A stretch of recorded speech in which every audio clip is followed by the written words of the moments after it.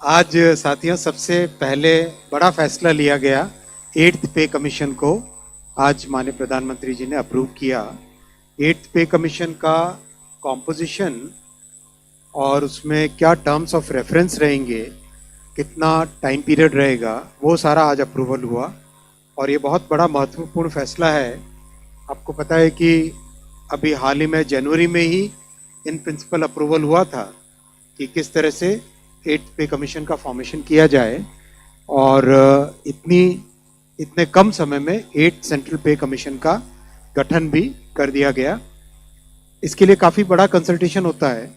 कई मंत्रालय जिनमें बड़ी संख्या में सरकारी कर्मचारी हैं सेंट्रल गवर्नमेंट के, डिफेंस हो गया, होम हो गया, रेलवे हो गया, और डीओपीटी के माध्यम से जो जॉइंट कंसल्टेटिव मैकेनिज्म है सभी यूनियंस का, सभी फेडरेशंस का, उस जेसीएम के साथ भी डिटेल्ड कंसल्टेशन होता है।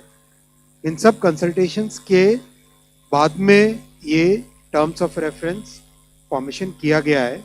तो ये बहुत ही एक इम्पॉर्टेंट टाइमली एक्शन ले लिया गया है और करीब 50 लाख सेंट्रल गवर्नमेंट के एम्प्लॉयज़ हैं। कई राज्य सरकारों के साथ भी इसमें कंसल्टेशन किया गया और करीब सभी राज्य सरकारों ने इसमें सहयोग दिया है। 18 मंथ्स के अंदर ये रिपोर्ट आएगी इसकी 8th पे कमीशन की। जस्टिस रंजना प्रकाश देसाई को इसका चेयरपर्सन बनाया गया। आप सब जानते ही हैं जस्टिस देसाई को, हमारे प्रेस काउंसिल ऑफ इंडिया की चेयरपर्सन है और बहुत ही अच्छा उनका एक long history of public service है।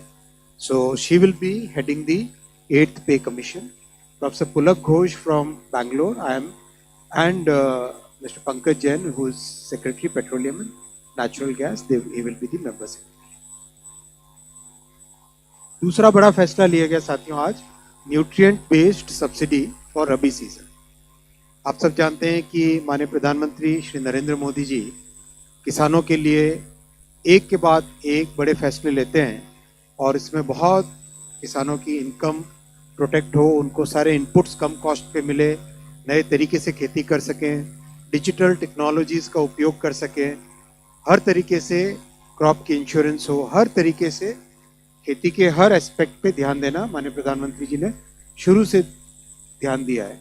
आज जो फैसला लिया गया है वो है जो हमारे न्यूट्रिएंट बेस्ड सब्सिडी स्कीम, उसके अंडर पी और के, वैसे पी के का कुछ और भी मतलब होता है, लेकिन यहाँ पी और के, फॉस्फोरस और पोटैश और सल्फर, इसकी जो 28 ग्रेड्स ऑफ पीएनके फर्टिलाइज़र हैं उन सबका सब्सिडी का प्रोग्राम आज अप्रूव हुआ।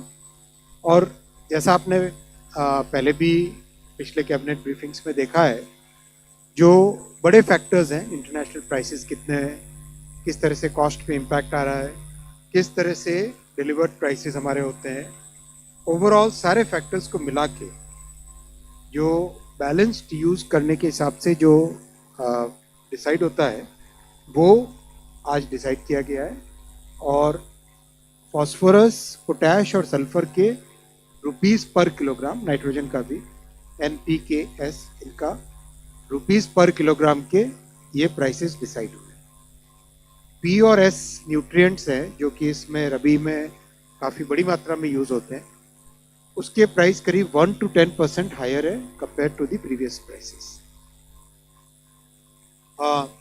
subsidy actually. Then cabinet approved about 37,952 crore rupees का इसका जाएगा टोटल आउटगो और 1 अक्टूबर 2025 से ये रेट्स एप्लीकेबल हो जाएंगे। DAP और TSP, ट्रिपल सुपर फॉस्फेट और डाई अमोनियम फॉस्फेट, ये दोनों सबसे बड़े हाईली कंज्यूम्ड फर्टिलाइज़र के कंपाउंड्स हैं। इनका करीब 60% इन दोनों का कम होता है कंजम्पशन।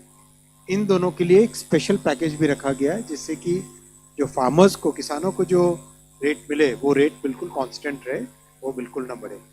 ओवरऑल ये सारा का सारा जो पूरा प्रोग्राम है, इससे हमारे किसानों को इस रबी सीज़न में बहुत बड़ी राहत मिलेगी और उनके लिए कोई भी रेट आगे ना, उनके लिए कोई रेट बढ़ेगा नहीं और जो भी एक्स्ट्रा बर्डन होगा वो बर्डन सरकार वहन करती है। इस तरह का ये फैसला है सर।